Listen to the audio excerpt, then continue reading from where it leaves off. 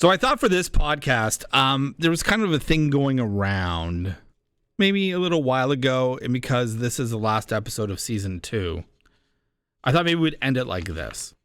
You see those things going around where it's like, ask your parents these questions before it's too late, right? Yeah, before yes. they pass away. It's like a little book you get, and it's got all the questions, and it's maybe things that you wouldn't think of to ask your parents, so you know about history and whatnot before they go. So I have 10 questions that I would like to ask us as parents, maybe from your kid's perspective. Just some questions about either you as a kid or you with your parents or you as parents, okay? I thought this would be kind of fun. All right, we'll go Shauna first because you're ladies first. Okay. Right. What was your favorite childhood toy? I would say my Cabbage Patch Kid. Okay, Yeah. name? I don't know. I guess I've always been a bad parent. All right. I don't really remember. It's Tina. I don't know. Sabrina. There we go. Sabrina. Yeah. Do you have a favorite childhood toy? Mine might be the same as yours. LJN wrestling figures? Absolutely. Loved them. The wrestling figures that was LJN, that's the company. You know a lot more detail than I do. Still have them to this day. When my kids were younger, they would play with them. And they're wrestling figures that would just say, maybe 12 inches high or so? Yeah. Kind of a rubbery Probably feeling. maybe 6 inches. Yeah, no, 12 inches. And yeah, I love the ring and everything. I loved them so much. Oh. Yeah, I love them as well. Like they came out in like 86, different lines. And they were like really they were hunks of rubber. Like the King Kong Bundy doll would be like considered, you couldn't bring it to school now. I It's like, remember that. My brother had those. yeah, it's like a 5-pound thing of plastic of a big bald man. And I can still remember the smell of them. Like there's just that That's very great. plasticky smell. Yeah. I love it. Great memory. And I remember in Canada, we had a store called Towers. And my grandmother would take me to the Applewood Heights Mall, the Towers there. And I remember seeing Hulk Hogan in all his bubble-wrapped glory, in his classic pose with the headband and the belt and whatnot. And she bought me the very first one. She had no idea what she was starting, as I still collect wrestling figures to this day. Spoiler alert. So because of Nana Howe, it was because of her. Sean, did you have any special nicknames when you were a child? Did your parents call you anything, or did you go by anything other than Shauna? Yeah, I had a ton. My mom is from like Jamaican lineage, and everybody just nicknamed. Everything is a nickname. It was everything. I had Johnny, John, which is so weird. I just realized that as a kid, because my brother couldn't say Shauna, so it was Johnny, right. John. I had Louis Scarbouille. My dad called me Shauna growing up. It's very weird. It's from Wales. You'll like this one. My dad used to call me Ms. Mouth because I was always miserable. He still calls it. He'll see me sometimes. Ms. Ms. Mouth. Ms. Mouth. Yeah, Ms. Mouth. Because I would just sit there with a look on my face whenever we went on any family trip. Right. Oh, Ms. Mouth. That was like before resting bitch face became a thing. That's it. Your dad was ahead of the curve. Yes. Yeah. My name's Ryan, and so it was Rai. I got that a lot. Yeah. Kid or Kiddo. Yeah. Kiddo was a big one. Boyo, which is I think that's more of it might be Welsh actually. Boyo. Is that your dad? Boyo, yeah. Boyo. Yeah. In fact, Boyo is one of my. It's not. There's more to it, so I can say it. Boyo is one of my passwords here at work because of that. Yeah. But there's more to it. BOYO? Yeah. What, 1, 2, 3? Can I have your ATM card for a second? Yeah. It's Boyo Hernandez. What was yours? I never had one. Oh. Really? Yeah, my parents never called me anything other than John. Like I know it's just there's nothing you can do with it. John? Nah. No. Sorry, I don't have an answer for it. My husband doesn't have one either. I find it very odd. His parents call him Michael. Always? And his brother Christopher. They don't Always. even shorten it to Mike and Chris. They're Dutch, right? His mom is Dutch. Yeah, Yes, that feels like a Dutch vibe. Yeah. Yeah, I never had one. Now other kids would call me lots of other things. But Yeah. it was like Oh, yeah, I with got my that. last name, it wasn't the most fun. Do you have a what's your most vivid childhood memory? Now I don't want to just put you on the spot. If you have one, kind of like just chime in here because it's kind of I got one then. a deeper question. Go ahead. Right? I got one. So we used to go to our neighbor's house for Christmas, and it was like on Christmas Eve. And we would go there, and we would put on the kids would all put on like a little sketch show or whatever, and the parents would laugh and drink.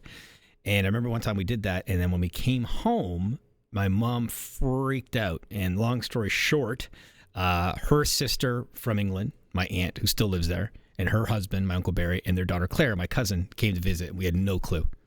And I just remember the excitement. You know when you see on TikTok videos of someone comes home and you don't expect them, reunion or a birthday or Christmas? That just, as soon as you said, I guess, that came to mind right away. Oh, man. Yeah, it's a good memory. Yeah, really good memory.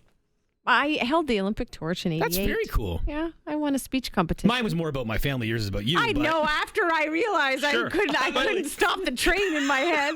It's totally fine. How old were you in 88? 12. Okay. Yeah, it was pretty cool. I had to win a speech competition, and then it was Fergus Arena, and the torch came through, and I got to hold it and say my speech. That's awesome. That's very cool. Mine's also Christmassy. Christmas. I'm the only one here with both my I'm the only one to divorced parents. Yes.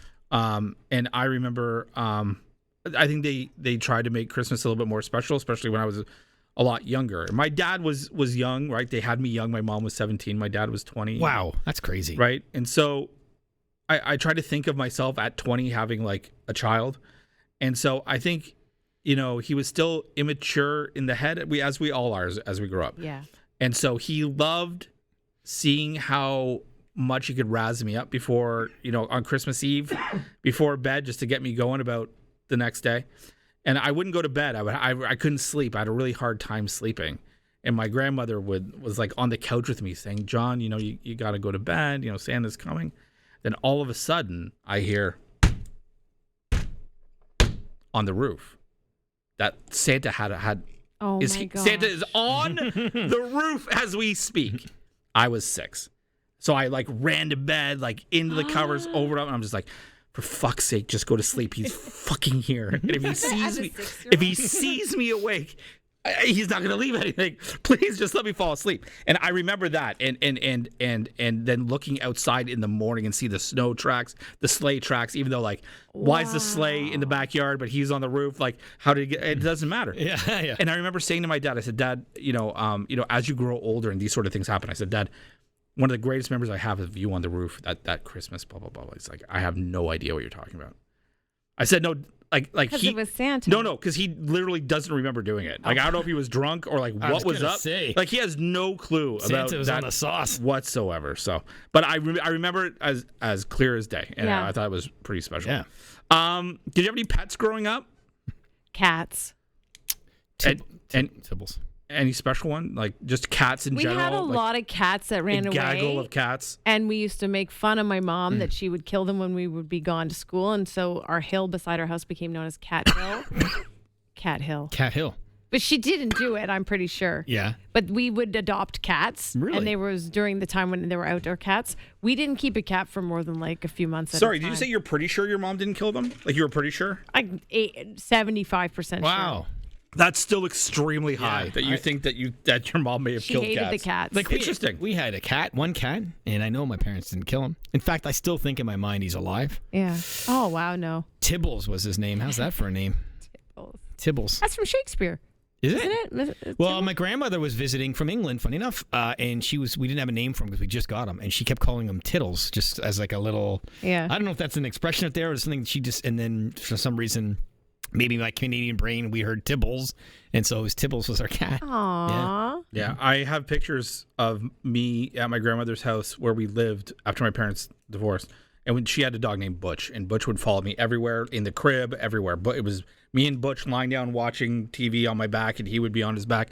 And then one day, he just, according to my grandmother, ate some bad dog food. And I was like, can we go back to the store and complain? Why are you so okay with this? You went and bought him food. He died from eating it. You're just going to let it ride? Oh, shit. So you realize later on in life, you're like, maybe it was something else. And you blame my mom. I know. I think a lot of that generation just killed the pet. No, yeah. I know natural causes now that I look back. Murder by grandmother. What the hell? Grandma's like, do you have a favorite family vacation, either one you did with your parents or one you've done with your kids? Mine is I never went away with my parents anywhere. Mine is that was so sad. It's not a joke. I was supposed to get laughs. All the vacations I've taken with my kids have been, whether it was Dominican, Sean and I went to Dominican together. That was an amazing vacation. And we just went to Mexico a couple months ago. And just the ones with the little kids, seeing them have so much fun, are the best vacations I've ever had. Oh, I couldn't disagree with you more. Yeah, you're not into it? No. You know what it is? We've gone to Florida, but we've gone to the East Coast a lot. My wife's from Cape Breton. Oh, yeah. And so a lot of road trip. I do love, like, there's times when I just wanted to pull the car over and just leave everybody. But there's also a lot of great memories, right? That's beautiful. Of road tripping. And then as a kid, we went to Myrtle Beach, which was awesome. And in England a lot. It was great memories. When I think of Myrtle Beach, I think about, like, at the time, like, you're talking mid-'80s, when I don't think you could get, like, Dr. Pepper here and certain foods and stuff like that. And so to this day, every time I have, like, maybe once a year, I have a Dr. Pepper, and it reminds me of, like, the vending machine at Myrtle Beach when I was a kid. Fun. Great memories. Yeah, for sure. That's I fun. remember my grandmother took me to Florida once, and I got Cookie Crisp cereal. Yeah, right. Like, again, the mid-'80s again, Florida motel right on the beach. Yeah. Let's Let's go to whatever grocery store. It had Cookie Crisp. I'm like, I'm eating cookies for breakfast? Yeah, it's fine. Like, just like vacation. Like, this, America's the best. Yeah. Oh, it is. It's the greatest of all time. Like, in 86, different now. Yeah. Yeah, okay. Well, we went to Sable Beach when I was 14 and I smoked cigarettes. At 14. Hey, you're allowed to have, your memories are your memories. It was a good summer. Yeah, it sounds fun. And, like, Def Leppard was big. And I remember hanging out at an arcade. Oh, yeah? What'd you do with the boys? Yeah, Anything? boys and cigarettes. Yeah. If you could give your Maybe I younger, was 15. if you could give your younger self one piece of advice, what would it be? Oh, I know 100% off the top of my head. Enjoy your hair, kiddo. Oh, yeah. Enjoy your hair. Do whatever you want to it because it ain't going to last long. Mine is nobody's thinking about you as much as you think they are. Oh, Don't just stop thinking about That's what good. just they're not. Yeah. And it ruined my entire 30s. Deep. That's good. Mine's don't marry your first boyfriend. Why? What happened? Pregnancy? No, I'm only kidding. I know that's not true. No. I often forget sometimes how long you were married before you had your kid. I know. So long. Yeah. What was your proudest parenting moment? Oof. I'll tell you mine because I've only been a parent for a shorter time than you guys have. And it's every time I see one of my kids and please, I don't throw up. When I see them at like Christmas concerts or spring concerts, you go and you see a kid who just doesn't give a fuck and they're just there. And I'm like, parents took time off work to see their kid totally half-ass it. My kids don't half-ass it. They are there in the moment, belting it out, know all the words, doing the actions. And I'm like, you get it. Like the Garbets show up. Yeah. The Garbets, I like that. Garbets do these things. And I'm proud to see that they don't half-ass it when singing Robin in the Rain. That's good. That's fantastic.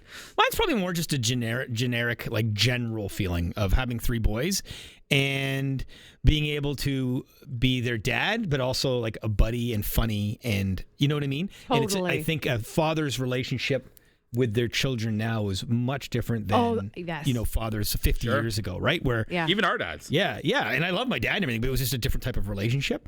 And now it's funny now that 2 of them are at least are kind of older. It's kind of interesting, like having kind of more not adult conversations, but totally. It's a completely different relationship, which I'm really enjoying. I've always said I think I'll be a better adult parent. Like once they get to your age, I think I'll be a better age of parent than I am now. Because I get very frustrated at you not listening or not wondering why not to eat certain foods, like all that stuff. I have a sort of sappy story because I never say sappy stuff, but one of my proudest moments was my little guy came home from school. He says, I have to go to the mall. We have to go to the mall. And this is my older kid. He's not like that. And I was like, okay, what do we need to go? He goes, I need to get some glasses. I said, but you don't need glasses. He says, well, I need to get some glasses can I get glasses that are fake glasses? And I said, maybe we'll go to like a costume store or something like that. And I said, why? I always cry when I tell the story, and I'm not like that. So he says, well, there's a kid at school who got glasses, and everybody made fun of him. And I figure if I go to school tomorrow and I'm wearing glasses, then they're not going to make... I still think, and I haven't got a lot of those stories. And that was, that's my oldest kid. And I thought that says a lot about his character and empathy, right? Totally. So we got him those glasses, and... yeah, and I still ask him about that kid. Yeah, they're not friends anymore. Right. But it was a moment where he was young and he realized the importance of doing something for someone else. It's amazing when your children surprise you like that, right? Like when you're like, wow, where did you get that from? Where did you that line of thinking and putting it all together? Olivia did some sort of like a hike for heart and they were like, "Who are you walking for?" No, so it was a hike for hospice, right? And they had to learn that hospice people go there to pass away. She's like 6 walking around, and it said, "I'm doing it for my nana," and I said, "Well, your grandmother's not alive, and they're not in hospices. Like that's nice that you just want." She's like, "No, her cousin's grandmother died." And she did it in the memory of her. And like, I'm like, that was like so sweet. So with those sort of things are amazing when they happen. Yeah, definitely. What's the most significant change you've witnessed in the world during your lifetime? Phones, technology. Oh, definitely, 100%. Phones for sure. Are you that's just one? We're just going to lump all that together. I was going to social media for me. I think is without a doubt. Yeah, but via the phones and tablets and whatnot. The whole world has changed with these phones. Yeah, I think social media for the worse. Same. I'll just throw that up there. I would almost say the phones in its entirety for the worst, even though there are some advantages. I don't know if they outweigh the bad. I definitely understand. You hear these countries. There's one recently, I want to say like in New Zealand or something like that, where they're like saying no one under 16 gets to be on social media and phones and all that kind of stuff. If I could turn back time, the screen time would be so limited. I think it's done almost no good for at least in my household. Yeah, I agree. Well, there we go. Well, the end of season 2 is upon us. Thank you so much for spending the time that you have here with us, the Bad Parents. We'll be back sooner than later, so don't worry about that. And hopefully you had a good time. Shauna, Ryan, Roz, Mike, thank you for doing what you do so very well. And if you have any comments while we're off, please send them along. badparents@curiouscast.ca. And we'll see you next time. Bye. See you.